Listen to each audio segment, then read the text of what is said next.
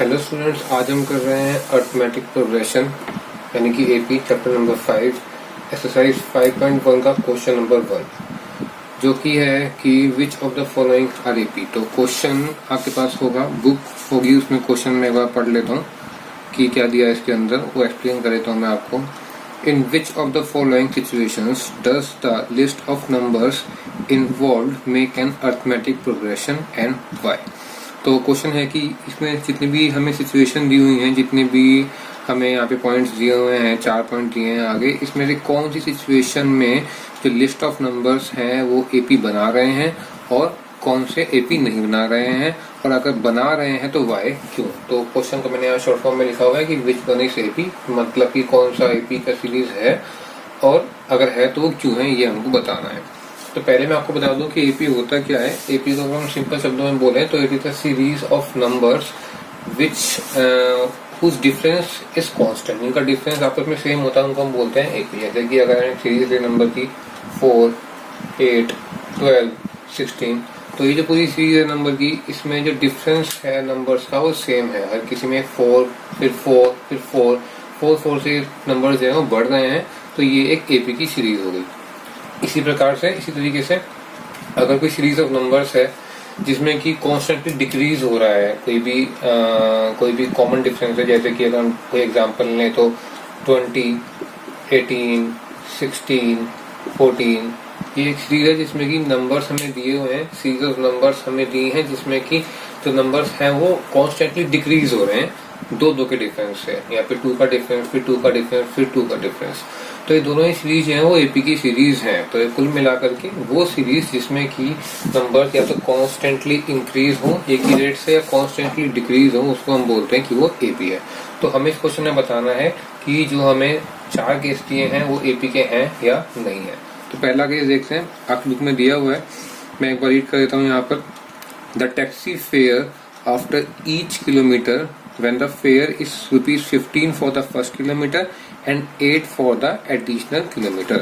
मतलब कि अगर टैक्सी हायर करता है कोई आदमी, तो उसका जो फेयर होगा, जो किराया होगा, वो हम बता रहे हैं कि एपी में है या नहीं है। अगर जो ₹15 है वो है फर्स्ट किलोमीटर का रेंट या किराया, और उसके बाद के जितने भी किलोमीटर्स हैं उनका है ₹8। तो इसको मैं यहाँ पर आसान शब्दों में लिख दे रहा हूँ। तो यहाँ पर क्या है कि फर्स्ट किलोमीटर का जो रेंट है, हमारा जो फेयर है फर्स्ट किलोमीटर का, वो कितना है ₹15। और उसके बाद जो सब्सिक्वेंट किलोमीटर है, यानी कि जो एडिशनल, उसके अलावा जितना भी ट्रेवल करेगा पैसेंजर, उसके कितना रेंट है ₹8।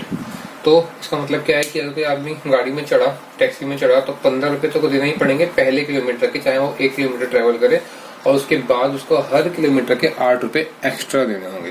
तो ये हमारा फर्स्ट पार्ट है, इसको सॉल्व करते हैं, देखिए कैसे होगा ये। अगर इसको हम देखें, इसको हम लिखें कि कैसे इसको लिखा जाएगा, तो फर्स्ट किलोमीटर का जो रेंट है वो हम पहले लिख लेते हैं यहाँ पर। तो फर्स्ट किलोमीटर का जो रेंट है वो कितना हो जाएगा, वो हो जाएगा सिंपल, जितना हमें दिया हुआ है, यानी कि 15 किलोमीटर। यहाँ पे लिखेंगे रेंट फॉर फर्स्ट किलोमीटर कितना होगा, ₹15 ही है। फिर रेंट फॉर ऐसे ही सेकंड किलोमीटर का जो रेंट है वो कितना होगा, 15 प्लस एडिशनल ₹8, यानी कितना हो गया ये ₹23।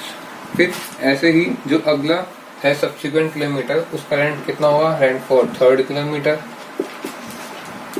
15 फर्स्ट किलोमीटर का, सेकंड का 8, थर्ड का 8, तो ये कितना हो गया हमारे पे मिला करके, ये हो गया हमारा ₹31। ऐसे ही निकाल सकते हैं रेंट फॉर फोर्थ किलोमीटर, ये कितना हो जाएगा, फर्स्ट किलोमीटर का 15, सेकंड का 8, थर्ड, फिर ये फोर्थ किलोमीटर है, तो ये कितना हो गया ₹39। तो इस तरीके से हम आगे तक के निकाल सकते हैं, लेकिन सारे निकालने की जरूरत नहीं है, हमें खाली चेक करना है कि जो ये सीरीज बन रही है वो एपी की है या नहीं है। तो यहाँ पर देखिए डिफरेंस कितना आ रहा है, फर्स्ट और सेकंड किलोमीटर में कितना अंतर था दोनों में, ₹8 का, इसमें भी ₹8 का। ₹8 से ₹8 से लगातार ये सीरीज बढ़ रही है, तो हम ये बोलेंगे कि यस, ये जो सीरीज है वो एपी में है। तो आप लिखेंगे इसका answer yes, it is an AP. और क्यों है, वाई, उसका आंसर देते हैं यहाँ पर, बिकॉज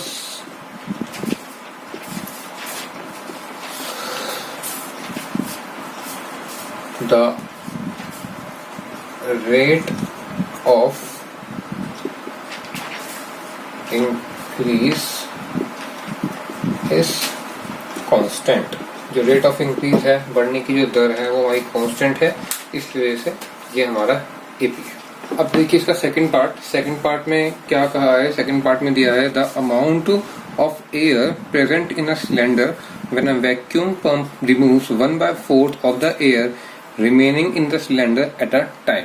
तो हमारे पास एक सिलेंडर है, उस सिलेंडर में एयर है और उस एयर को जो वैक्यूम पंप है वो 1/4 of the air remaining air का हर बार पंप करता है, यानी कि बाहर निकालता है। तो उसके अंदर जो रिमेनिंग एयर है, जो एयर बची है, वो एपी में होगी या नहीं होगी।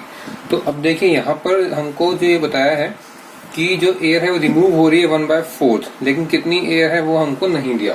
तो यहाँ पे क्या करेंगे, हम एज्यूम कर लेंगे, हम मान लेंगे कि उस सिलेंडर के अंदर जो एयर है उसको मान लेते हैं 100 मीटर क्यूब। आपको पता है वॉल्यूम हमेशा क्यूब में निकलता है हमारा, जो भी यूनिट होती है, तो हम इसको मान लेते हैं 100 मीटर क्यूब जो है वो हमारा इसका वॉल्यूम था, ओरिजिनल वॉल्यूम। तो इसको हम यहाँ पर लिख लेते हैं।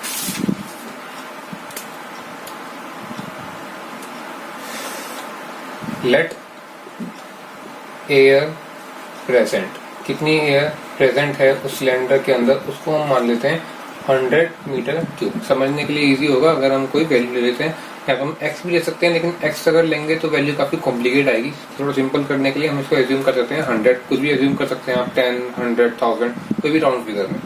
तो अब यहाँ पर जो एयर है उसके अंदर वो है 100 मीटर क्यूब। अब वो कह रहा है, क्वेश्चन ये है कि कितनी एयर जो है उसके अंदर बचेगी, वो एपी में होगी या नहीं होगी। तो पहले हम निकालते हैं कि फर्स्ट ऐसे लिखते हैं, air left after first pumping.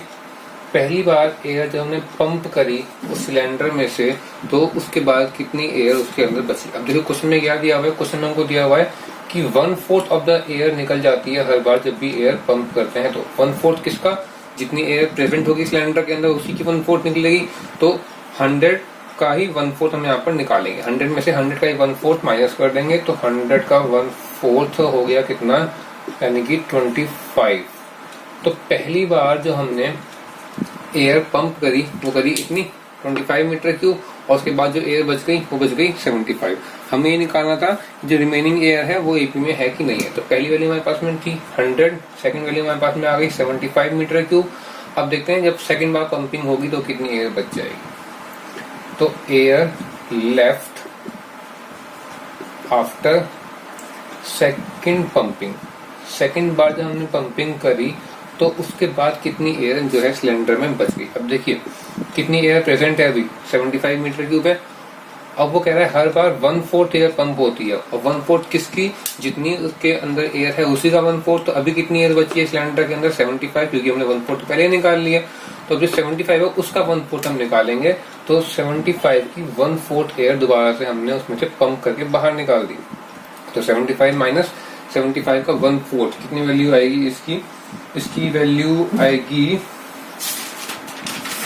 18.75। तो ये है 18.75। अब देखिए इसको माइनस करेंगे तो कितना आंसर आएगा इसका, इसका आंसर आता है 56.25 मीटर क्यूब। यानी कि ओरिजिनल एयर इतनी थी, सेकंड बार एयर इतनी बच गई, थर्ड बार एयर इतनी बच गई। तो ये हमारी फर्स्ट टर्म है एपी की, लिख सकते हैं हम A1, ये सेकंड टर्म है एपी की A2, और ये थर्ड टर्म है एपी की।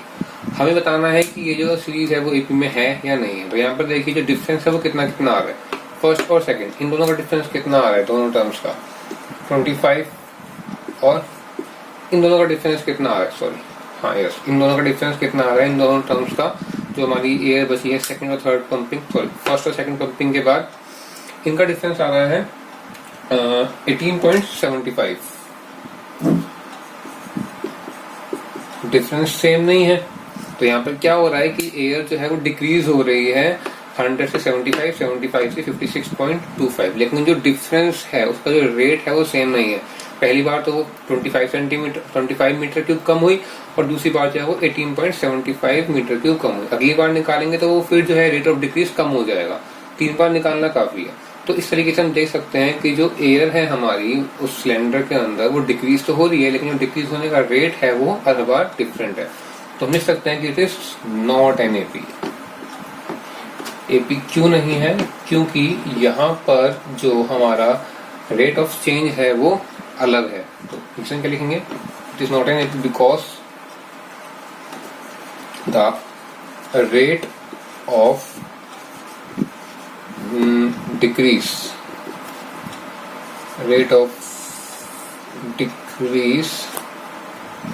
is not constant।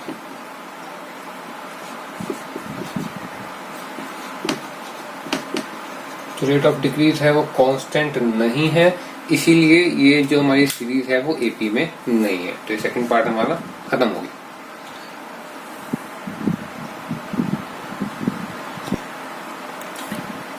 बस इस वीडियो में इतना ही रहने देते हैं। अगले के 2 पार्ट जो हैं, आगे के 2 पार्ट हम अगली वीडियो में करेंगे। वीडियो थोड़ी लंबी हो रही है, मैं चाहता हूँ कि वीडियो थोड़ी शॉर्ट रहे।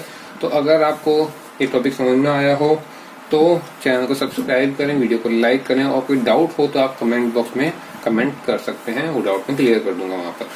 तो चलते हैं, मिलते हैं अगली वीडियो में बाकी के 2 पार्ट्स के साथ।